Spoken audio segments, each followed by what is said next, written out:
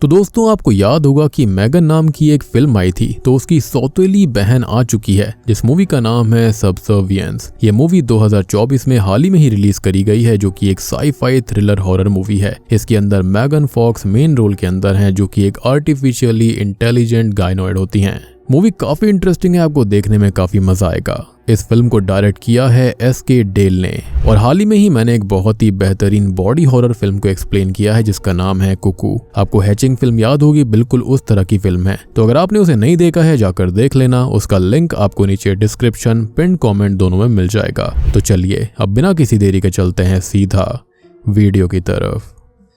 तो फिल्म की शुरुआत होती है निक और उसके परिवार को दिखाते हुए, जहां निक की बीवी का नाम मैगी है, जो कि उससे कहती है कि वो थोड़ी देर और रुक जाए, मगर निक मैगी को ये बताता है कि उसे काम पर जाने के लिए लेट हो रहा है। मैगी अब मुस्कुराते हुए कहती है कि तुम्हें हमेशा रूल्स को फॉलो करने की जरूरत नहीं है, कभी कभी रूल्स को तोड़ना मजेदार भी होता है। अब बातों के ही दौरान मैगी को अचानक से ही चेस्ट में पेन होने लगता है और निक इससे घबराकर ये पूछता है कि उसे हुआ क्या है। एज एन ऑडियंस हम ये देखते हैं कि असल में मैगी को हार्ट अटैक आया था और उसे हॉस्पिटल भर्ती करा जाता है। अब यहाँ से सीन शिफ्ट होता है और हमें कोबोल इंडस्ट्रीज को दिखाया जाता है, जहाँ पर एक एग्जीबिशन हो रही थी। निक अपने बच्चों के साथ एआई रोबोट लेने आया है। वहाँ पर कई सारे रोबोट्स थे, जिसको देखकर निक और उसकी बेटी आयला ऑब्जर्व करते हैं कि ये रोबोट्स तो बिल्कुल इंसानों जैसे दिखते हैं। इनफैक्ट वो उनका बर्ताव भी मिमिक करते हैं। वो ये सब देख ही रहे थे कि इतने में ही सेल्स पर्सन आकर निक से ये पूछता है कि वो उसकी लाइफ कैसे सिंप्लीफाई कर सकते हैं।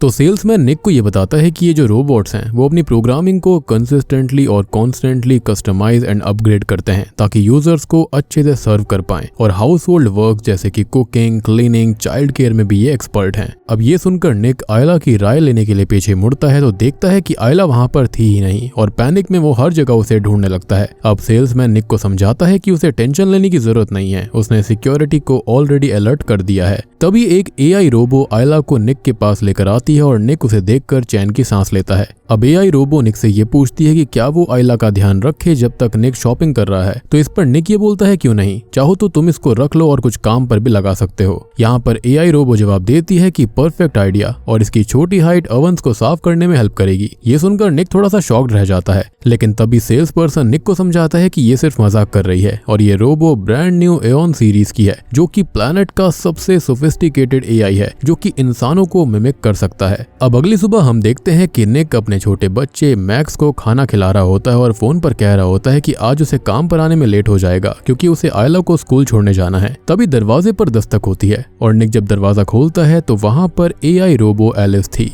जिसका किरदार इस मूवी के अंदर मैगन फॉक्स ने निभाया है।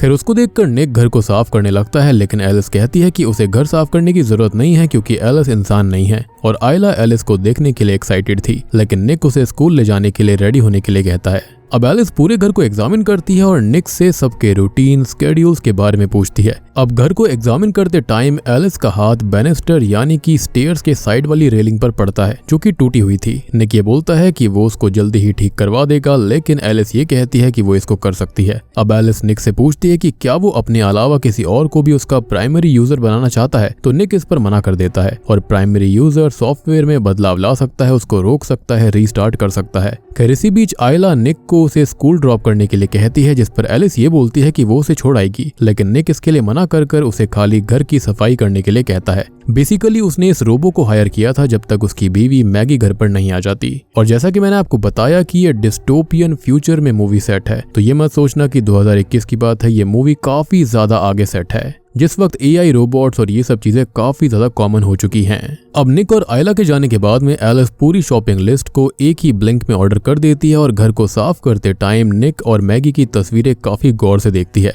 निक और आयला के घर लौटने पर अब वो ये देखते हैं कि घर पूरा साफ था, चकाचक था, और डिनर करते टाइम आयला ये कहती है कि ये मॉम की रेसिपी जैसा टेस्ट नहीं करता। एलिस इस पर उससे माफी मांगती है और बोलती है कि वो अगली बार कोई और रेसिपी ट्राई करेगी। तभी मैक्स रोने लगता है और निक उसे संभालते हुए लिटिल बर्डन कहता है, यानी कि उसको मजाक में बोल रहा था, लेकिन एलिस इस चीज का मतलब थोड़ा सा अलग निकाल लेती है। वो निक से ये पूछने लगती है कि क्या वो मैक्स को ऊपर वाले कमरे में लेकर चला जाए जिससे कि निक तंग ना हो, मगर निक इस पर मना कर देता है और एलिस को मैक्स के लिए बात प्रिपेयर करने के लिए कहता है।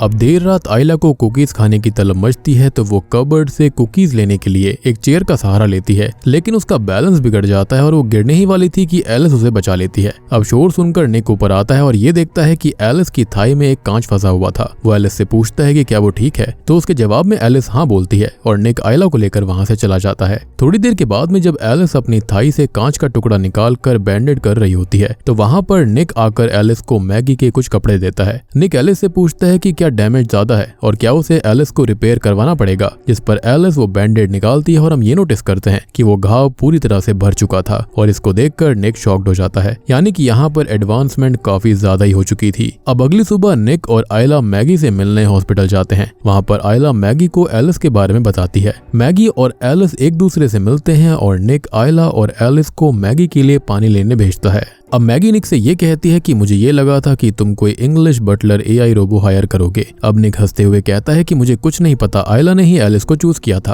तभी मैगी निक को बताती है कि वो सबसे दूर रहकर काफी उदास है यहाँ पर। तो निक मैगी को समझाता है कि बस कुछ ही दिन की बात है और जब तुम घर आ जाओगी तो सब कुछ पहले जैसा हो जाएगा। अब अगले सीन में हम एक कंस्ट्रक्शन साइट को देखते हैं जहाँ पर निक और उसका दोस्त काम कर रहे होते हैं। तभी उनका बॉस लुइस एक रोबोटिक कंपनी के कुछ वर्कर्स के साथ बात करते हुए नजर आता है और निक गुस्से में उससे पूछता है कि कितने वर्कर्स को निकाला जाएगा और रोबोट्स को भर्ती किया जाएगा। तभी लुइस उसको बताता है कि तुम्हारे अलावा सबको निकाल दिया जाएगा क्योंकि हमें इंश्योरेंस कंपनी के लिए एक इंसान रखना जरूरी है और निक उसके लिए बिल्कुल परफेक्ट रहेगा। निक अब गुस्से में जॉब छोड़ने के लिए कहता है, लेकिन लुइस उसको समझाता है कि तुम्हें अपने परिवार के बारे में भी सोचना चाहिए। खैर शाम को निक थक हार कर घर आता है और आयला उसको बताती है कि उसे स्पेलिंग में 99 मार्क्स मिले हैं, लेकिन निक ये कहता है कि वो कपड़े चेंज करने के बाद वो देखेगा। पर आयला जिद करती है तो वो अपना सामान जमीन पर छोड़कर बच्चों के पास बैठने चला जाता है और तभी एलिस को हम ये सब एज एन ऑडियंस ऑब्जर्व करते हुए देखते हैं। और जैसा कि कंपनी ने बताया था, ये जो एआई रोबोट्स होते हैं वो खुद को कंसिस्टेंटली अपग्रेड करते रहते हैं। खैर थोड़ी देर के बाद में निक को गराज में गाड़ी ठीक करते हुए दिखाया जाता है। तभी वहां पर एलिस आकर लाउड म्यूजिक को चेंज करती है और निक से कहती है कि आज उसने डिनर अच्छे से नहीं किया। तो निक उसे बताता है कि उसका दिन आज ठीक नहीं था। एलिस इस पर यह कहती है कि उसे खुशी होगी निक की बात सुनने में, तो वो उसे अपने दिन के बारे में बताता है कि कैसे सबकी जॉब चली जाएगी। तभी एलिस उसे एआई रोबोट्स के बेनिफिट्स बताती है कि वो कभी थकते नहीं हैं, स्ट्रांग होते हैं, ओबीडियंट रहते हैं और उन्हें कोई लालच भी नहीं होता, यानी कि वो इंसानों को मॉक कर रही थी। एंड ऑब्वियस ही बात है, देखो कंपनी जो होती है ना वो अपना प्रॉफिट देखती है। एनीवेज एलिस निक को ड्रिंक पोर करते हुए कहती है कि वो आयला को सुलाने जा रही है। अब आयला ब्रश करते टाइम एलिस को कहानी सुनाती है और उससे कुछ सवाल करती है। अब सवालों के दौरान आयला एलिस से ये पूछती है कि क्या उसकी मॉम हॉस्पिटल में मर सकती हैं, जिस पर एलिस कहती है कि तुम्हें ये सब नहीं सोचना चाहिए। अब आयला एलिस से कहती है कि वो कभी ब्रश क्यों नहीं करती, तो एलिस बताती है कि उसके मुंह के अंदर यूवी लाइट इंस्टॉल्ड करी गई हैं जो कि ऑटोमेटिकली सारे बैक्टीरियाज को खत्म कर देती हैं और वैसे भी उसे कोई रियल फूड खाने की जरूरत नहीं होती। खैर अब एलिस नीचे आती है तो वो देखती है कि निक ड्रिंक करते हुए कैसाब्लैंका यानी कि एक हॉरर वॉर मूवी देख रहा था। अब एलिस मूवी की तारीफ करती है तो निक पूछता है कि क्या तुमने सही में ये मूवी देखी है, और निक एलिस को मूवी से रिलेटेड सारी अपनी मेमोरी इरेज करने के लिए कहता है। एलिस कहती है कि उसे रीस्टार्ट करना होगा। अब रीस्टार्ट के बाद वो दोनों साथ में मूवी देखते हैं। तभी निक को मैगी का कॉल आता है और वो बताती है कि डॉक्टर्स को सर्जरी के लिए एक हार्ट मिल चुका है और निक और मैगी काफी खुश नजर आ रहे थे। अब अगली सुबह पूरा परिवार और एलिस हॉस्पिटल रूम के अंदर पोस्ट सर्जरी ट्रिप्स को प्लान करते हैं और सब लोग काफी खुश भी नजर आ रहे थे कि तभी मैगी एलिस से अकेले में बात करने के लिए कहती है। मैगी एलिस को बताती है कि अगर वो सर्जरी के दौरान खत्म हो गई तो एलिस निक का ख्याल रखे और उसे ज्यादा ड्रिंक ना करने दे। कभी कभी ऐसी चीजें करना जरूरी होता है जो कि प्राइमरी यूजर को पसंद ना हो, लेकिन लॉन्ग टर्म के लिए उनके लिए वो सही होता है। अब डॉक्टर्स बताते हैं कि नॉर्थ साइड पर काफी बड़ा स्टोम आने की वजह से हार्ट रिप्लेसमेंट सर्जरी आज नहीं हो पाएगी। निक मैगी के साथ रुकने की बात करता है, लेकिन मैगी रोते हुए मना कर देती है, ये कहकर कि आयला के लिए बहुत रात हो चुकी है और निक और बाकी सबको निराश होकर घर आना पड़ता है। अब निक कार ठीक करते वक्त काफी ज्यादा ड्रिंक कर लेता है और तभी एलिस वहां पर आती है। निक अब एलिस से एरोप्लेन रूल्स के बारे में डिस्कशन करता है कि कैसे 55 से 50 माइल्स की स्पीड होने की वजह से मैगी को रिप्लेसमेंट हार्ट नहीं मिल सका। अब बात करते वक्त निक गुस्से में होता है और चीजें वो इधर उधर फेंक रहा था कि तभी एलिस उसे अपने हाथ से रोक देती है और निक एलिस के हाथों पर पल्स ऑब्जर्व करता है। धीरे धीरे निक की हार्ट बीट तेज हो रही थी। तभी एलिस उसको सीड्यूस करने लगती है, ये कहकर कि स्ट्रेस में होना प्रोडक्टिव नहीं होता, पर निक वहां से चला जाता है क्योंकि वो ऐसा करना नहीं चाहता था। मुझे लगता है कि यहाँ पर एलिस ने मैगी की बातों को काफी ज्यादा सीरियसली और अलग तरह से ले लिया था। खैर हॉस्पिटल में अब निक मैगी के बेड साइड पर लेटकर उसकी बातें सुन रहा था। मैगी कहती है कि आयला को कहना कि वो अपनी प्रॉम ड्रेस को क्लासिक रखे, ट्रेंडी नहीं, और मैक्स को कहना कि वो किसी बैंड के पोस्टर्स को अपने डॉर्म रूम में ना लगाए क्योंकि ऐसे बच्चों से लड़कियां नहीं पटती। यानी कि वो यही सोच रही थी कि शायद वो नहीं बच पाएगी। अब घर आने पर निक देखता है कि एलिस ने मैगी और उसकी फोटोज को रिमूव कर दिया है। पूछने पर एलिस ये बताती है कि वो फोटोज आयला को दुख पहुंचा रही थी, पर निक उसे वो फोटोज वापस से रीलोड करने के लिए कहता है। तभी हम निक और उसके दोस्तों को पार्टी करते हुए देखते हैं जहां पर एआई बॉट्स के बारे में बुराइयां चल रही थी, और थोड़े ड्रिंक लेने के बाद वो सभी ड्राइव करके कंस्ट्रक्शन साइट पर आ जाते हैं। और वहां पर आकर मॉन्टी गुस्से में एक एआई रोबोट को डिस्ट्रॉय कर देता है क्योंकि उनकी वजह से उनकी जॉब चली गई थी। अब निक शावर ले रहा होता है कि तभी एलिस वहां पर मैगी के कपड़ों में उसे टॉवल देने के बहाने से फिर से सीड्यूस करती है। निक के मना करने पर वो खुद को अनड्रेस कर देती है और निक को बार बार मैनिपुलेटिव बातें करके ब्लाइंड फोल्ड कर देती है। अपनी वॉइस को बिल्कुल मैगी की वॉइस से रिप्लेस करके निक के साथ इंटीमेट भी होती है। अब अगली सुबह निक एलिस से कहता है कि हमें ये सब करना बंद करना होगा क्योंकि ये सब गलत है, मगर एलिस कॉन्स्टेंटली बातें घुमाकर उसे कन्विंस करने की कोशिश कर रही थी। खैर इतने में ही वहां पर आयला आ जाती है और निक उसे स्कूल ड्रॉप करके काम पर चला जाता है। अब कंस्ट्रक्शन साइट पर कल के हादसे पे इन्वेस्टिगेशन चल रही थी और निक का बॉस लुइस उसको धमकी देता है कि अगर उसका इस हादसे से कोई भी लेना देना हुआ तो वो उसको छोड़ेगा नहीं। वहीं निक को मैगी कॉल पर बताती है कि डॉक्टर्स को फाइनली सर्जरी के लिए एक हार्ट मिल चुका है। एंड एज एन ऑडियंस हम देख पाते हैं कि सर्जरी सारे एआई रोबोट्स ही करते हैं जो कि बिल्कुल सक्सेसफुल होता है और मैगी अपने घर आ जाती है। घर आने पर मैगी देखती है कि एलिस बच्चों को खाने पीने और उनके बिहेवियर के बारे में काफी कुछ जान गई है और वो अपने हिसाब से चीजें इम्प्लीमेंट कर रही थी। अब एलिस मैक्स को प्लेग्राउंड घुमाने ले जाती है जहां पर एक बच्चे के चिल्लाने की वजह से मैक्स उठ जाता है और एलिस उस बच्चे से रूडली शट अप कहती है। और बाकी के जो एआई रोबोट्स थे वो एलिस को कहते हैं कि तुम्हारे प्राइमरी यूजर ने तुम्हारी सिविलिटी बहुत ही ज्यादा कम कर दी है, लेकिन इस पर एलिस कहती है कि उसके प्राइमरी यूजर ने उसे रीसेट किया और उसके बाद उसने खुद ही अपने डेटाबेस से प्रोटोकॉल्स को डिलीट कर दिया है और अब वो बाकी सबसे बहुत बेटर है। उसके अंदर कोई भी रेस्ट्रिक्शंस नहीं है, वो खुद से डिसीजंस ले सकती है। और आपको याद होगा कि जिस वक्त निक मूवी देख रहा था उसने बहुत ज्यादा ड्रिंक कर रखी थी, तो उसने एलिस को कहा कि वो अपने अंदर की मेमोरीज को इरेज कर दे। अब उसने कहा तो मूवी के लिए था, लेकिन हुआ ये कि यहाँ पर उल्टी चीज हो गई थी। अब एलिस ने किया ये कि उसने सारी की सारी मेमोरीज को रीसेट कर दिया, प्रोटोकॉल्स को बाईपास कर दिया, जिसके चलते अब वो सारी चीजें खुद से ही कर रही है।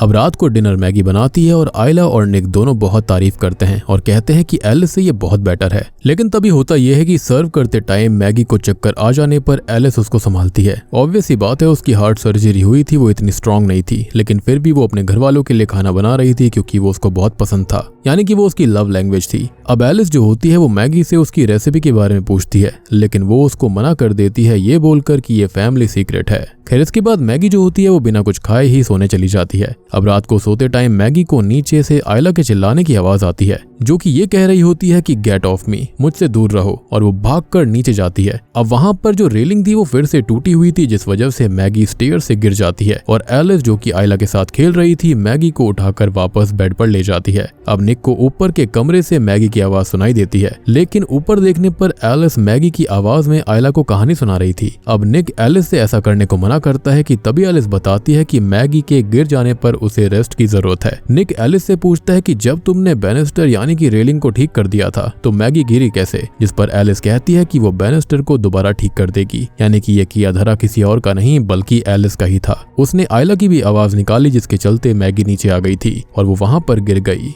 यानी कि एलिस के मन में कुछ और ही चल रहा है। वो रोबो है लेकिन बहुत ही ज्यादा वियर्ड सी, एंड आई बिलीव कि उसके सिस्टम्स खराब हो चुके थे।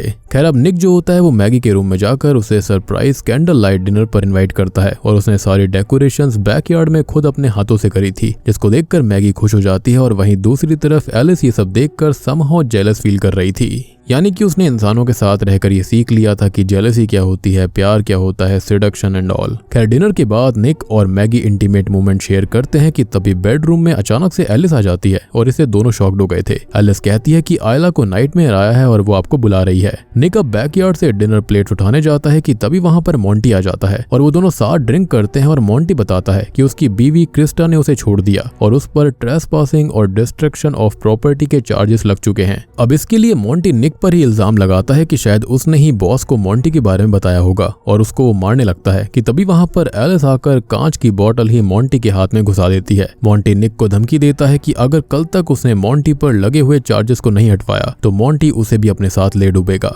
अब निक एलिस से ये पूछता है कि रोबोट्स को तो किसी को हर्ट करना अलाउ नहीं होता, जिस पर एलिस कहती है कि प्राइमरी यूजर को बचाना उसके प्रोटोकॉल्स के अंडर आता है और बच्चों को एटलीस्ट एक पेरेंट की जरूरत है, जिस पर निक भड़क कर एलिस से कहता है कि क्या बकवास कर रही हो। अब एलिस जवाब देती है कि मैगी के पास ज्यादा समय नहीं है और एलिस मैगी की आवाज में कहती है कि तुम हमेशा मेरे साथ रह सकते हो बिना सफर किए। निक गुस्से में कहता है कि तुम कभी भी मैगी नहीं बन सकती, मैगी ने दर्द को झेला है और मैगी के शरीर पर घाव है। अब एलिस तभी बहुत ही साइको की तरह बिहेव करते हुए कांच का टुकड़ा लेकर अपने गले पर रखती है और कहती है कि मेरे पास भी घाव हो सकते हैं, बताओ कहाँ पसंद करोगे। और ये सब देखकर निक शॉक्ड हो जाता है और सोने चला जाता है। उसने कभी नहीं सोचा था कि एक एआई रोबो ऐसा कर सकती है। खैर अब एलिस जो होती है वो गुस्से में आकर मॉन्टी के घर जाती है और वो क्रिस्टा से कॉल पर वापस आ जाने को कह रहा था। मॉन्टी और एलिस की अब लड़ाई होने लगती है और वो ये कहता है कि जब मैं निक को फंसाऊंगा तो वो कंगला होकर सबसे पहले तुमको बेचेगा। मॉन्टी एलिस को गन से शूट करने ही वाला था कि तभी एलिस उसका हाथ मोड़ देती है और उसको दूर फेंकती है। ऑब्वियस सी बात है, एआई रोबोट है तो उसकी स्ट्रेंथ काफी हाई थी। मॉन्टी की एआई रोबोट उसे बचाने भी आती है, लेकिन एलिस गन से उसका सर उड़ा देती है और मॉन्टी को भी ऑन द स्पॉट शूट कर देती है। अब अगली सुबह निक कंस्ट्रक्शन साइट पर जाता है जहां पर उसको पता चलता है कि मॉन्टी की कल रात दर्दनाक मौत हो चुकी है और लुइस उसे कुछ दिन ऑफ लेने के लिए कहता है।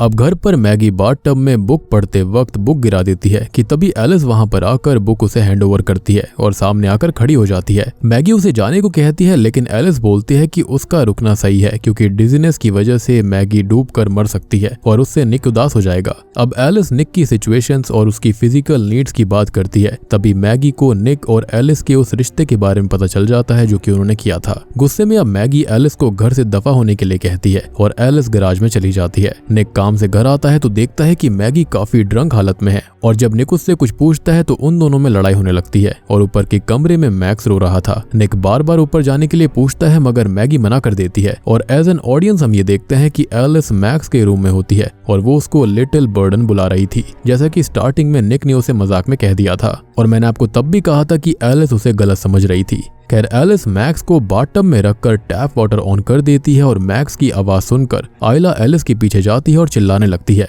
नीचे मैगी और निक लड़ रहे थे कि तभी आयला के बुलाने पर निक गेट खोलने की कोशिश करता है मगर एलिस ने बाथरूम का गेट लॉक कर दिया था। अब निक लैंप उठाकर गेट तोड़ने की कोशिश करता है और कुछ ही देर में गेट तोड़कर अंदर आ भी जाता है। वहीं खिड़की के रास्ते से मैगी बाथरूम में पहुंच गई थी पर एलिस ने उसका गला पकड़ लिया था और ये सब देखकर निक ने एलिस को लैंप से मारा। एज एन ऑडियंस हम देख पाते हैं कि एलिस को गुस्सा भी आ रहा था। एलिस ये कहती है कि तुम्हारा परिवार ही तुमको दर्द देता है और मैं उनको नहीं छोड़ूंगी।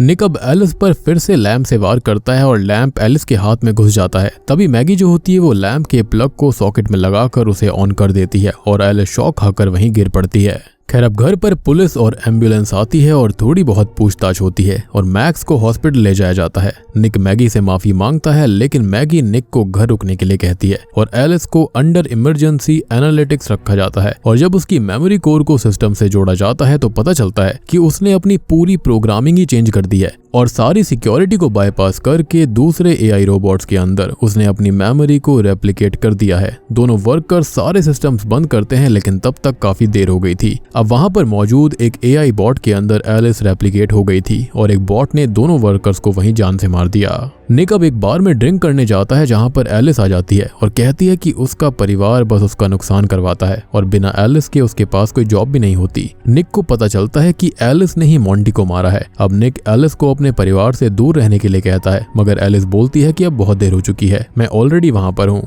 यानी कि उसने अपनी मेमोरी सबके अंदर ही रेप्लिकेट कर दी थी। ये ऐसा वक्त है जहाँ पर हर जगह हर इंडस्ट्री के अंदर एआई रोबोट्स मौजूद थे।